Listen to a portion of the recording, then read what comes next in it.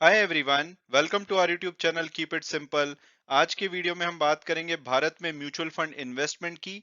AMFI ने April 2022 का data release किया है। उसके अनुसार जो इक्विटी म्यूचुअल फंड इनफ्लोज है भारत में अप्रैल के महीने में, वो पिछले महीने के मुकाबले 44% कम हुआ है। तो इस टॉपिक को हम इस वीडियो में डिटेल में डिस्कस करेंगे। और आगे बढ़ने से पहले अगर आपने अभी तक चैनल को सब्सक्राइब नहीं किया तो प्लीज सब्सक्राइब करके हमें मोटिवेट कीजिए।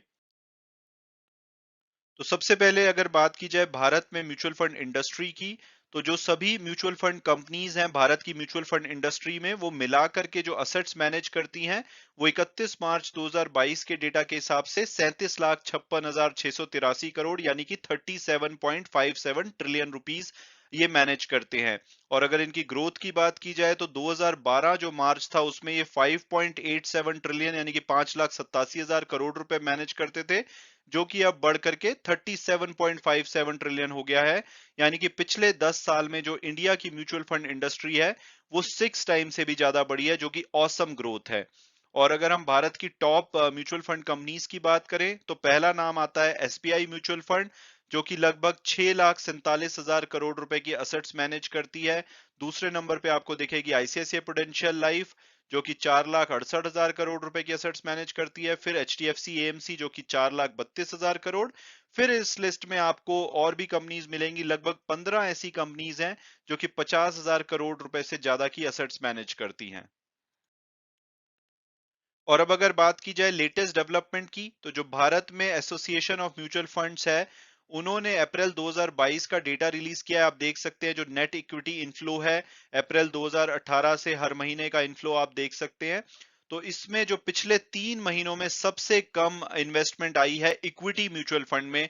क्योंकि अगर हम मार्च की बात करें यानी कि पिछले महीने की, तो 28,463 करोड़ रुपए की नेट इन्वेस्टमेंट आई थी इक्विटी म्यूचुअल फंड में। और फरवरी में 19,705 करोड़ थी, जो कि घट करके जो अप्रैल का महीना है उसमें 15,890 करोड़ रह गई है, जो कि पिछले महीने से 44% हमारी जो इक्विटी म्यूचुअल फंड की इन्वेस्टमेंट है कम हुई है। और कम क्यों हुई है?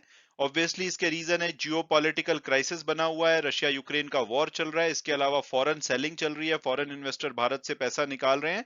तो इन सब वजहों से जो म्यूचुअल फंड में है उसमें भी इसका इम्पैक्ट देखा जा रहा है।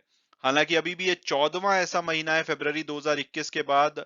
मार्च 2021 में हमने नेट इनफ्लो देखना शुरू किया था इक्विटी म्यूचुअल फंड में, तो तब से लेकर के 14वां महीना है जिसमें कि हमारा जो नेट इनफ्लो है वो पॉजिटिव रहा है। उससे पहले काफी महीने आप देखेंगे, लगभग 7-8 महीने थे जिसमें कि जो नेट इनफ्लो एक्चुअली में नेट आउटफ्लो था, यानी कि पैसा इंडस्ट्री से निकाला गया था। और अप्रैल महीने की अदरवाइज बात की जाए तो ये बहुत ही वॉलेटाइल महीना था इक्विटी के हिसाब से। इसमें जो हमारा सेंसेक्स है वो 3.7% गिरा, और जो निफ्टी 50 है वो 3.2% गिरा था। यानी कि जो इन्वेस्टर्स है उनके लिए अप्रैल महीना काफी खराब था। लेकिन इस बीच में भी अगर हमने 15,890 करोड़ नेट इनफ्लो दिखाया है इक्विटी में, तो ये एक अच्छी बात है। और अगर हम सेगमेंट वाइज बात करें तो सभी सेगमेंट में नेट इनफ्लो देखा गया। आप देखेंगे कि सभी प्रकार के, चाहे वो मल्टी कैप हो, लार्ज कैप हो, मिड कैप हो, स्मॉल कैप हो, सभी में नेट इनफ्लो देखा गया है।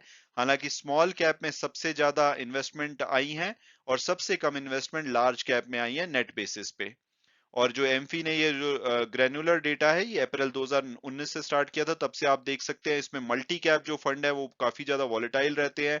उसमें हाई इनफ्लो या आउटफ्लो देखा जाता है, बट अदरवाइज जो बाकी के फंड्स हैं उसमें एवरेज ही रहता है। तो इसमें अभी सभी में पॉजिटिव रहा है अप्रैल के महीने में।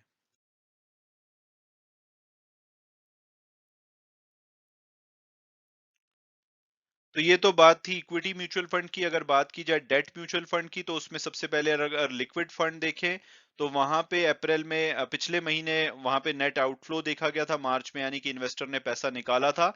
अप्रैल में दोबारा से इसमें नेट इनफ्लो देखा गया है।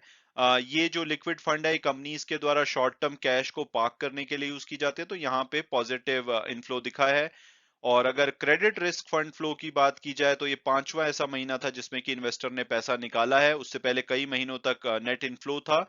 लेकिन आप अगर देखेंगे तो अप्रैल 2020 जब कोविड आया था, तो इसमें बहुत बड़ी इसमें से आउटफ्लो देखा गया था। तो अभी भी 5 महीने से लगातार जो क्रेडिट रिस्क फंड है उसमें से नेट आउटफ्लो दिख रहा है।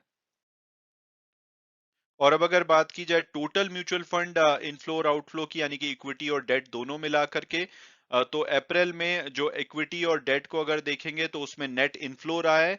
और ये जुलाई के बाद का सबसे बड़ा नेट इनफ्लो रहा है। जुलाई 2021 में देखेंगे कि आप एक बड़ा इनफ्लो आया था, उसके बाद से या तो आउटफ्लो हो रहा था या कम इनफ्लो हो रहा था। तो उस हिसाब से जो ओवरऑल है अप्रैल काफी अच्छा रहा है। जो असेट अंडर मैनेजमेंट है, अगर हम एवरेज बेसिस पे देखें तो अप्रैल में 38.88 लाख करोड़ की रही है, जो कि मार्च की एवरेज 37.7 करोड़ थी। और अगर क्लोजिंग बेसिस पे देखें तो जो net asset under management April and में थी वो 38,03,000 करोड़ रुपए की थी, जो कि मार्च में 37,56,000 करोड़ रुपए की थी। तो यानी कि वहां से अच्छी खासी बढ़ोतरी देखी गई है।